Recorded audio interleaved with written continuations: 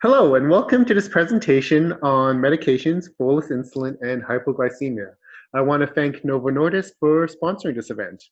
This is a copy of a presentation that I did in April, and I've broken it into two parts. This is the second part, where I will review bolus insulin calculations and hypoglycemia.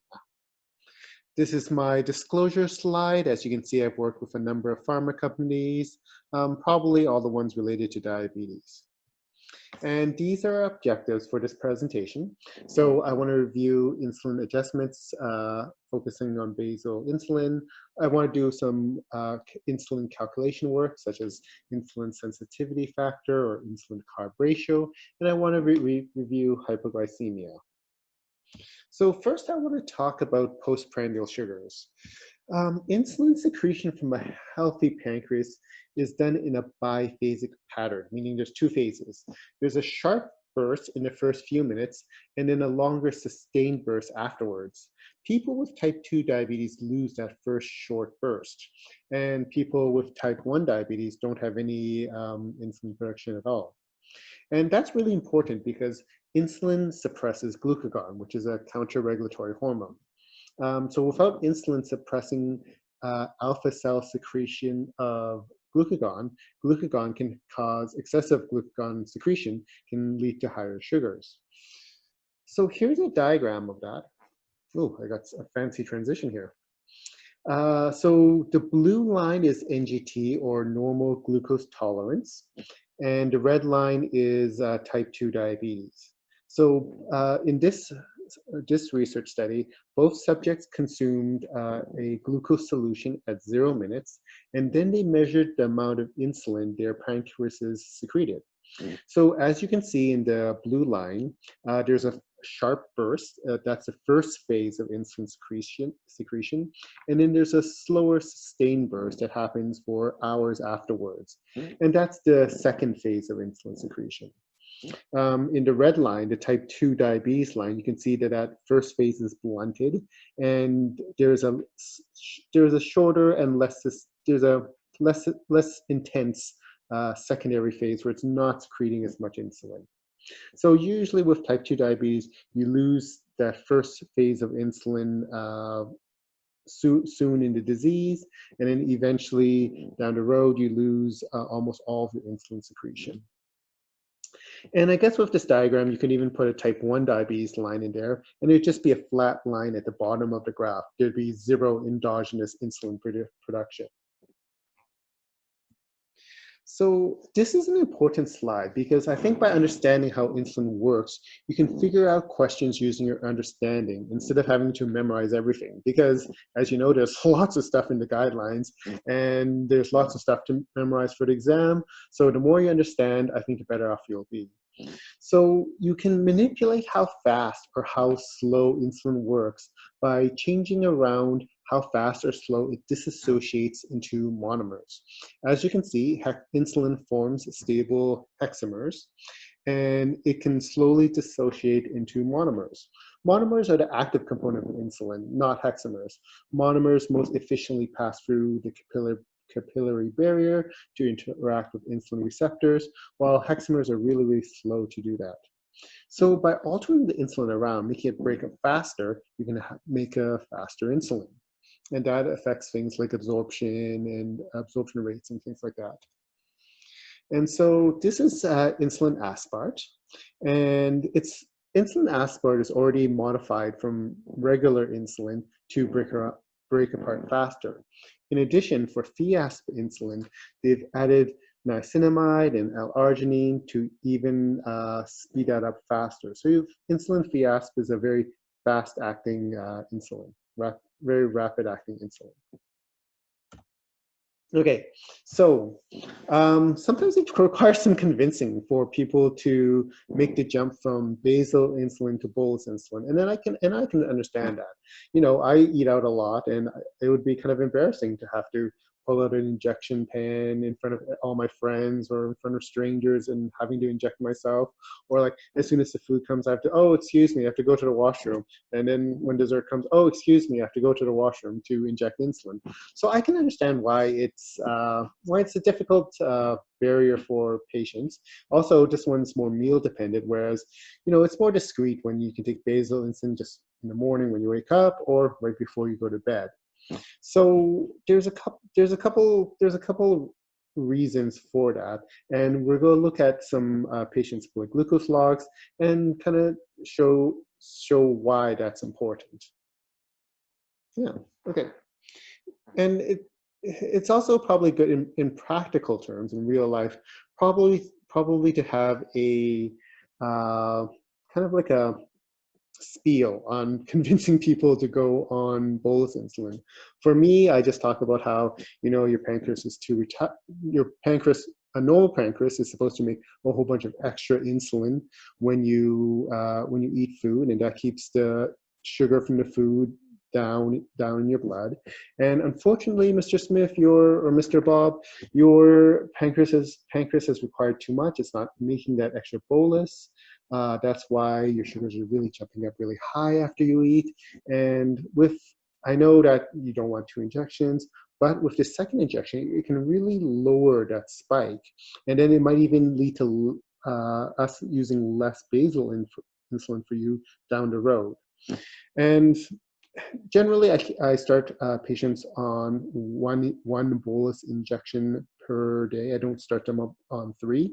That's more palatable to patients, and I'll show you a study later on that talks about that as well. So, adjusting bolus insulin.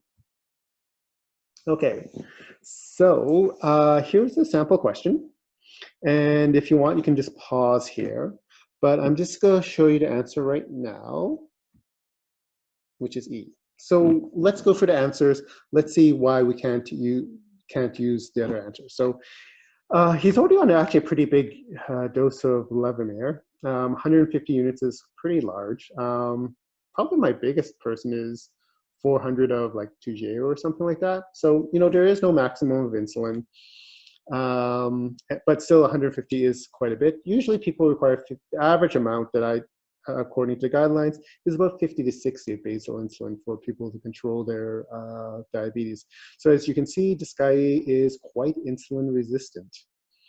So why can't we just keep on increasing his Levemir? It'd be easier, then he wouldn't have to do 2 injections. This is Bob from over here asking, why can't I just keep increasing my Levemir? And then the reason for that is hypoglycemia. As you can see, if you look at his fasting sugars, like the first one is 4.1, then it goes 12.4. If you look at the next one, 12.4 to 4.0, that's a big drop. That's like 8.4 millimole drop. And he's taking his insulin QHS, which is in the evening. And then you get like a 12.6 to 9.9. That might even be an overnight hypoglycemia situation where it went low and it bounced back up. The next bedtime, it's 11.9. It drops to 3.8. That's a huge drop. Then 13 to 4.2. That's a huge drop. So his insulin is working and it's dropping already a lot at night. If you kept increasing his Levemir, then that fasting sugar will just drop lower and lower and lower, and it won't help. It won't help in the long term, because yes, maybe you can push those postprandials lower, but that's at the cost of absolutely tanking his sugars in the middle of the night. So that's not a worthwhile trade. B is not correct. He's already on Januvia, which is a DPP4. So adding 2 DPP4s is generally not useful. Generally, adding 2 medications from the same class is not useful. Adding dimicron is not useful as well, because sulfonylureas stimulate insulin secretion. He's already on Levemir. So generally, you wouldn't use insulin and a sulfonylurea. D is not correct, because remember, Novomix and mixed insulins have both a basal and a bolus component.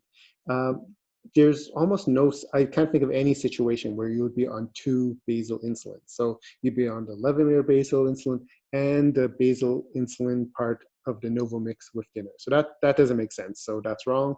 And so the best answer is E, adding Fiasp insulin at supper. Yeah. And if I did add Fiasp at supper, I'd probably decrease his Levemir a bit because he's dropping, like 8 points overnight. Yeah, I'd probably start him with like 4 units of Fiasp and decrease his Levemir to 145. And it's important as well because as patients get closer to the A1C goal of 7, the more the postprandial sugar contributes to that A1C. Generally, if their A1C is very high, their fasting sugars are really high. But as they get closer to A1C of 7, usually their fasting sugars are pretty good, and it's their postprandials which are high. So adding that bolus insulin can help bring their sugars down a little bit more to bring them to target. Right, so let's do another question. This presentation will be actually a lot of questions, so again, pause here if you need. And so the answer for this one is F. And let me talk about that. F because both C and E are the correct answers. So look at this guy's sugars. So he's having lows pre-lunch, after lunch, and at bedtime. And he's having a high glycemic index diet. So a high glycemic index diet meaning he's eating stuff that turns into sugar very quickly and right away. So stuff like white bread and pop and stuff like that. So basically his sugars are spiking very high and then falling. Now, human R is a fast-acting insulin, so it's slower than rapid-acting insulins like NovoRapid or Humalog or Apidra and things like that. So basically, the human R is not acting fast enough. Basically, his sugars are spiking very quickly and then coming down very quickly. And R is not working fast enough, and so it's actually working when the sugars are coming down. That's why it's causing the lows. So you can fix this by, you could try a lower glycemic index diet, more like, complex carbohydrates, higher fiber foods, and that could maybe smooth things out so that the human R could catch that spike. It'd probably just be easier to change into a rapid-acting insulin, NovoRapid, Fiasp, Humalog, Apidra, and yeah, and so that's why F is correct in this situation. The human R is just not catching those high spikes and leading to lows later. Okay, next question. Okay. So let's look at this patient. He's having lows after lunch, and his fasting sugars are high. So increasing the TGAO won't help because that'll just cause more lows. He's going lows after lunch and before dinner. So increasing the TGAO won't help with that. Increasing the Apidra would maybe help the after breakfast highs, but generally you treat hypoglycemia before hyperglycemia. So that's why C is correct. And D, you would increase the sugars all around, and maybe that would help with the hypoglycemia, but then his fasting sugars will become higher. So the best answer would be C. And on the exam, you have to choose the best answer. It might not be the perfect answer. It might not be the answer that you would do in real life. Or you might think that the right answer is stupid and you would never do it in real life. You can complain about it on the survey afterwards, but on an exam, you have to choose the most right answer. Okay, so I want to talk about the STEPwise trial. This was a study done to try to figure out when was the best time to add bolus insulin. Was it with the biggest meal of the day, or was it with the meal that caused the highest spike in the sugars? And basically, they found that there wasn't really any difference. Basically, you can just start with 4 units. You can start with either the largest meal or the highest spike. Usually I started either with the largest meal or the most convenient meal for the patient. And usually I just start with one injection, as I mentioned earlier. It makes it more palatable.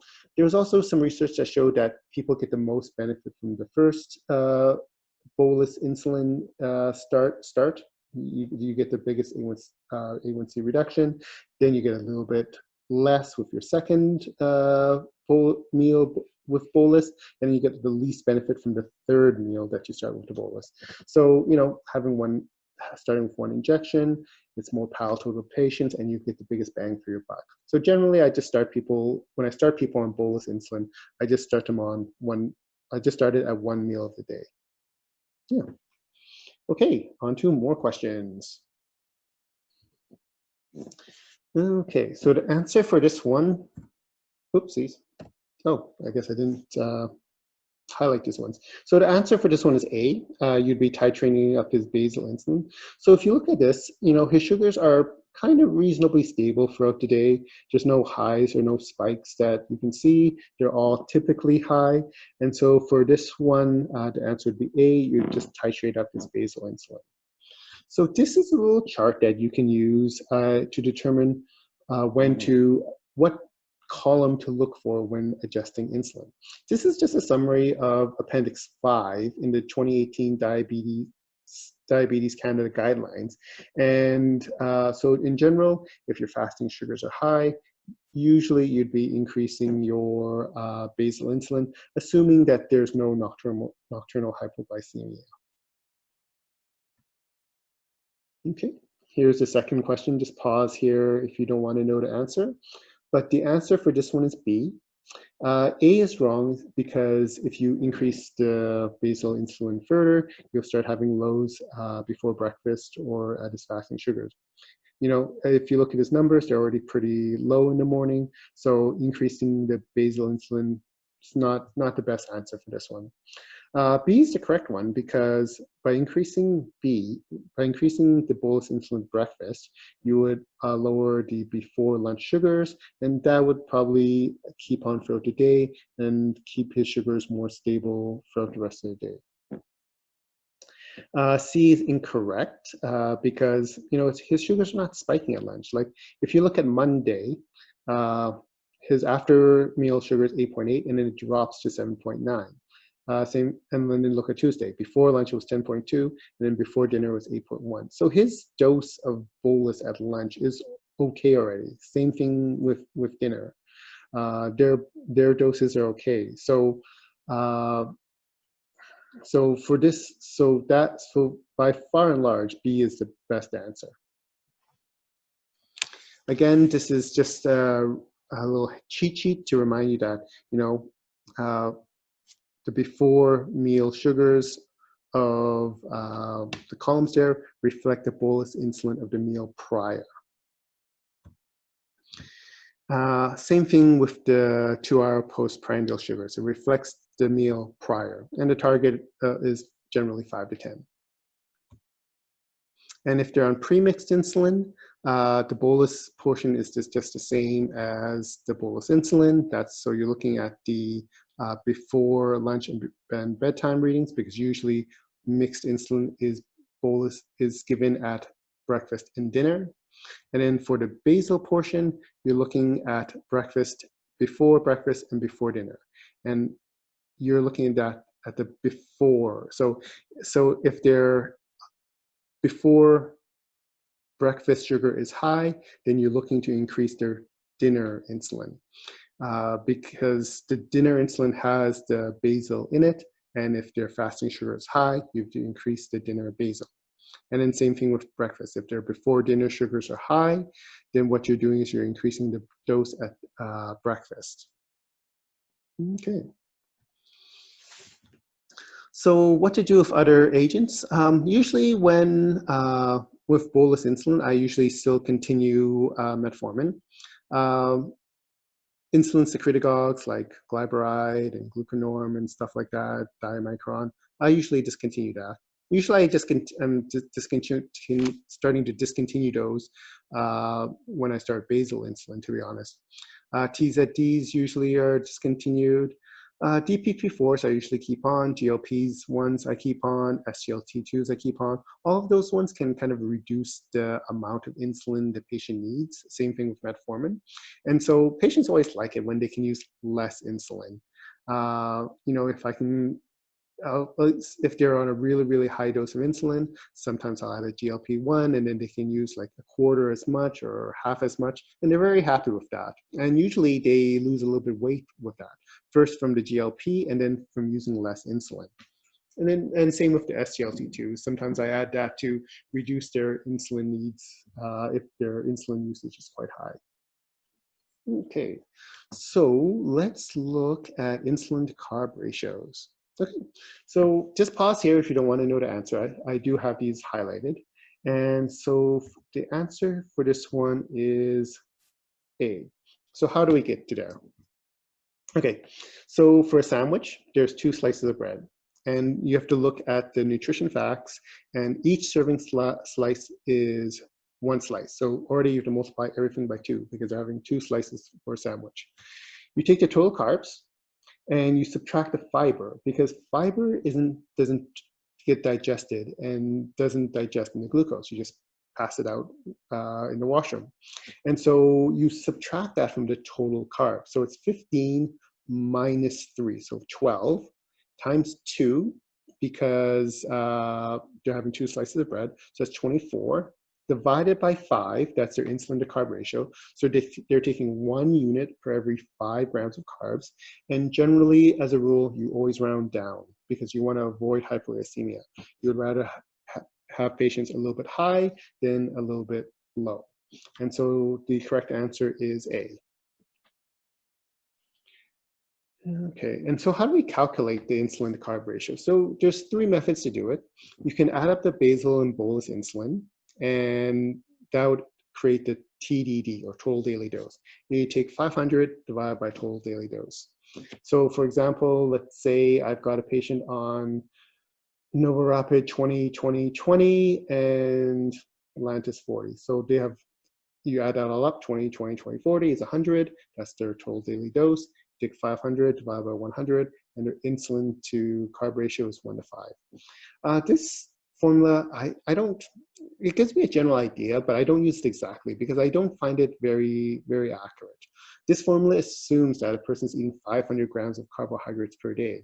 And that's a lot. That's like several loaves of bread. And I don't think most people eat that many carbs. So you can use a standard of like 1 to 15, 1 unit per every 15 grams, or 1 unit to every 30 grams.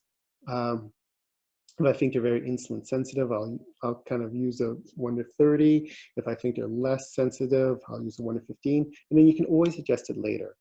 A lot of this is a bit of trial and error. And you always want to err on the cautious side because you don't want them to have lows.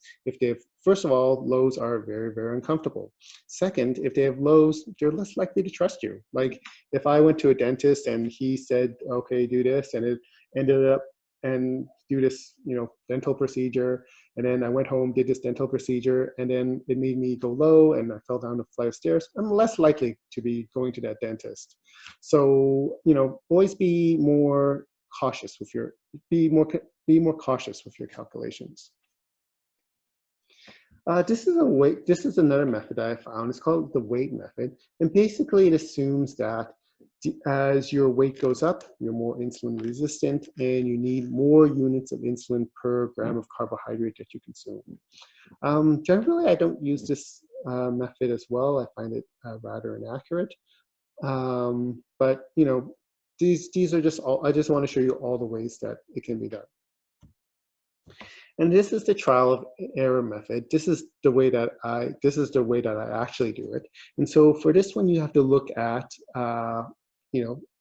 how they do before and after meals. This one actually requires quite a bit of calculation. So you might want to pause here while you do all the calculations. And so the answer is 1 to 10. So basically what you're doing to solve this question is you have to calculate all the carbs and the ratios for each of the meals. So let's go through them all just manually, okay?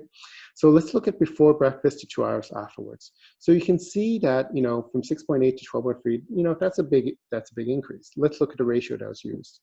45 grams of carbs and 5 grams of fiber. So remember, you subtract the fiber from the carbs. So that's 40, and he gave himself 2 units. So 40 divided by 2, that's a 1:20 ratio.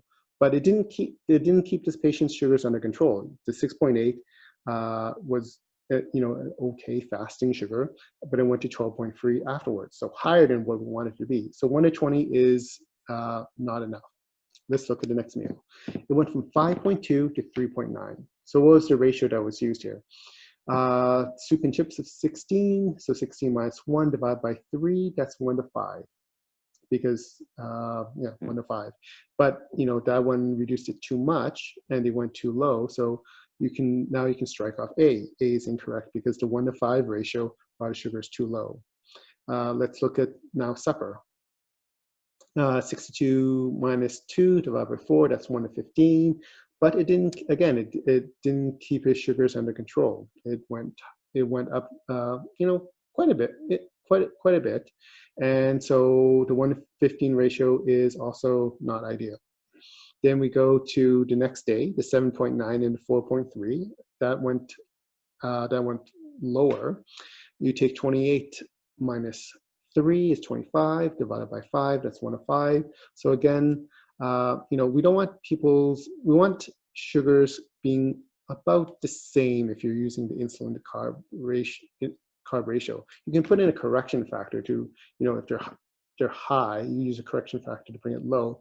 But for insulin to carb ratios, basically just want them even for it. And then you take a look at the 6 to 7.9. 94 minus 4 is 90, divided by 9 is 1:10. And so that was that's brought his sugar up slightly, but it's the best answer out of all of these. So the correct answer is 1:10. Yeah. If you want more of these questions, you can go to my website. I've got a bunch of quizzes on insulin adjustment, and I'll have a lot more examples of these. Okay, so then we go to insulin correction factor. So if his sugar is 12.7, what do you do to bring it back to target? So just pause here, but the answer is B. So how do you calculate that? So basically, you take, so it's at 12.7, 5 times 1.5 is 7.5, and minus the 12.7 brings him to 5.1, and that's within the range of the 4 to 6. Actually, sorry. Even though I'm Asian, I am terrible at math, so I'm just going to use a calculator to calculate it. But do note that on the exam, you actually don't have a calculator. So I probably screwed up a question on my own exam because I couldn't do long division for some reason. There we go, 5.2. Okay, so you take 5 times 1.5, which is 7.5. 7.5 minus 12.7 equals 5.2, which is within range. If you did 4, it'd be 4 times 1.5 minus 6, it'd be 6.7. And he's a target range of 4 to 6, so that's it's still too high. Same thing if you take 6. If you take 6 and times it by 1.5, that's minus 9. And if you take 12.7 minus 9, that's already 3.7, which is below what you want. And then 7 would even be worse. So how do you calculate an insulin correction factor? So basically, it's 100 divided by total daily dose. And so the more total daily dose you have, the more insulin resistant you are, and the more insulin you need to bring down 1 millimole per liter of sugar. So let's say, for example, you know, you've got this type 1 teenager, and they take 2 Novorapid 2, and TGAO 4. So that's 10. So 100 divided by 10 is 1 unit, brings them down 10 millimoles per liter. So very, very sensitive. Let's compare it to my patient who's on 400 units of TGAO. let's say 400 of TJO and 30, let's make it easy, 30 of Apidra. So that'd be 500, 100 divided by 500. So 1 unit would only bring him down 0.5. Let me just make sure I did that right. 0.2, sorry. Jeez. So 1 unit will only bring him down 0.2, which is necessary because he's just so insulin resistant. So basically that gives you a idea of how much insulin they need to bring them down X amount of millimoles. Some people call it insulin sensitivity factor, some people call it correction factor, some people call insulin correction factor. They're all the same things. Unfortunately, there's no standardized way of acronym for it. So now I want to switch gears a little bit and talk about hypoglycemia. Let's say you have this situation. They confuse their bolus insulin with their basal insulin. And this happens usually at least once with patients on basal bolus insulin. If they're being honest with it, it's just, one time they'll just confuse. So he calls you, he's shaky, he's scared, you calm him down. What kind of hypoglycemia does this guy have? So the answer is moderate. And let's take a look at all the classifications of hypoglycemia. So mild autonomic symptoms are present. Patient is able to self-treat. With moderate, there's autonomic and neuroglycopenic. You're still able to self-treat. The big one of severe is that you can't self-treat. Symptomatic are symptoms with symptomatic means just you have low symptoms, and pseudo is a special kind of hypoglycemia, is where your sugars it usually happens to patients whose sugars are really, really high, and then you bring them down, and their body thinks that they're going into a low, but they're not below 4. So let's say you have a patient, his sugars have been sticking around 25 for the last couple of years. You bring his sugars down to 15. The body thinks that 15 is like 3. And they'll get, the same symptoms, sweating, palpitations, and stuff like that. In that case, you would treat them because it's uncomfortable. And if they're getting a lot of these, you'd kind of just slow down how much you're reducing their sugars by. And eventually the body will get used to the fact that, 25 isn't normal. The normal for them right now is 15. And then eventually, the normal is 5. And then they'll only get symptoms when they go below 4. So let's talk about the difference between autonomic and neuroglycopenic symptoms. So autonomic is sweating, palpitation, shaking, hunger. That's from autonomic is usually, that's the adrenaline and the glucagon, whereas neuroglycopenic is actually like a lack of sugar in the brain. So how I try to differentiate between them is autonomic is when you're really, really nervous for a test that you're going to have to write. And so you're sweating, your heart's racing, you're shaking. Whereas neuroglycopenic, your brain is impaired. There's not enough sugar for the brain to run on. So it's like being drunk. You're confused, you're drowsy, you're doing odd things, maybe silly or stupid things, speech difficulty, you're walking around all confused. So those are the 2 major classes. And some people also just get this general headache and nausea.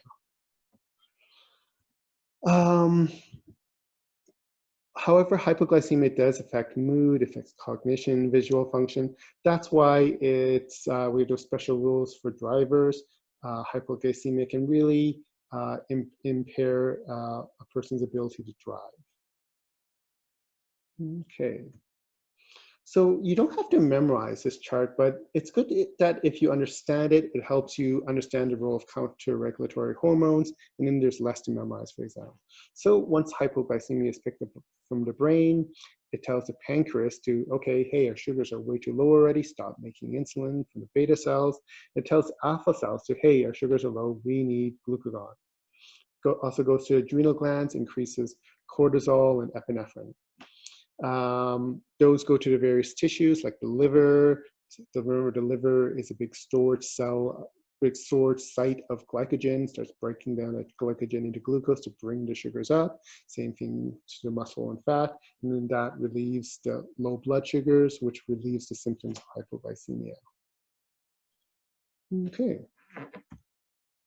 So some people can also get this thing called hypoglycemia unawareness. And that happens when you're having lows very frequently and often severely, then the body loses the ability to recognize that it's going into a low. And so you'll have these people, they'll be just walking around, they feel fine, and then next thing they know, they're on the floor with an ambulance looking down on them, and they're asking what the heck happened. And that would be hypoglycemia unawareness. And that happens when you have too much hypoglycemia, and it impairs the brain's ability to recognize there's hypoglycemia, then there's less warning signs, and then that leads to, you know, a lot of fear. Like if I was walking in a, like if I had that, if all of a sudden randomly I would fall down at random times, I'd be scared of that. You know, I'd be scared to drive. I'd be scared to go to the mall. I'd be scared to do a lot of things. And so it's really, that's having hypoglycemia unawareness is really stressful for patients. So to prevent that, you avoid lows basically. And if they do have hypoglycemia unawareness, basically you just raise your blood sugar target for a little bit and try to aim for a less aggressive target for a couple months. And usually once the sugars go back up and they don't have lows for a while, then their hypoglycemia awareness comes back. And then you can try to really cautiously try to get them back to their ideal target without assuming that you don't have lows. Yeah. Okay, so that's the end of this presentation. Thanks for your attention. If you have questions, please feel free to email me at cdestudycourse@gmail.com. My website, www.cdestudycourse, has a bunch of quizzes on insulin adjustments and insulin calculations, a bunch of free quizzes. Feel free to check that out. Thanks again, and hope you enjoyed my presentation. Thank you.